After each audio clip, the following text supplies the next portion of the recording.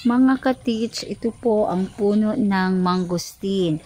Wala pa itong bunga mga ka-teach. Para makakakita kayo kung sino yung hindi nakakita ng puno ng mangosteen. Ang mangosteen pala, maraming mga benepisyo. Ang mga benepisyo ng mangosteen may kinalaman sa mga compound nito tulad ng xanthones na may potensyal na antioxidant, anti-inflammatory at anti-cancer ng mga eksperto. Sinabi rin na mayroon itong mga antimicrobial at antimalarial na katangian sa pamamagitan ng pagsasama ng fiber at xanthones. Maaaring makatulong din ito sa pagkontrol ng blood sugar. So, meron antioxidant properties. Ang mangosteen ay mayaman sa mga antioxidant kabilang ang mga xanthones na maaaring makatulong sa pag-neutralize ng mga free radicals sa katawan. Anti-inflammatory effects. Ang mga pananaliksik ay nagpapahiwatig na ang mangosteen ay may potensyal na makatulong sa pag-iwas at pag-agapay sa mga selula ng kanser. Antimicrobial and antimalarial properties.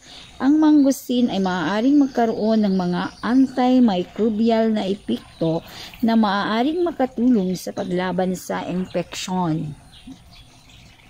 Blood sugar regulation. Ang kombinasyon ng fiber at xanthones ay maaaring mag-ambag sa pagkontrol ng blood sugar. Liver and kidney protection. May mga pag-aaral na nagpapakita na ang mangosteen ay may potensyal na makatulong sa pagprotekta sa mga organo tulad ng mga atay at kidney. Paano ito maaari itong gamitin? Maaari itong kainin ng diretsyo bilang prutas. Maaari ring gamitin ang mangosteen sa juice, shake o iba pang mga recipe. Ang balat ng mangosteen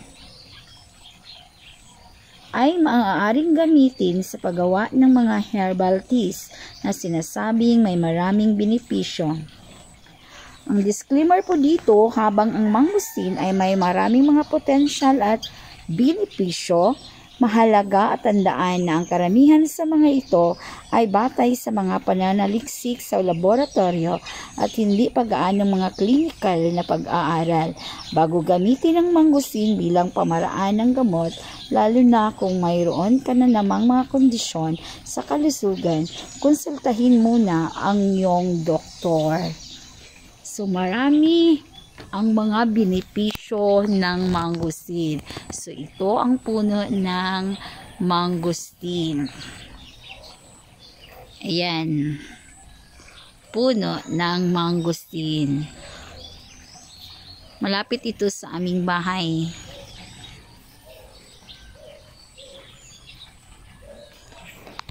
Ayan mga higala. Malapit yan sa bahay namin. Tinanim namin. Ayan po.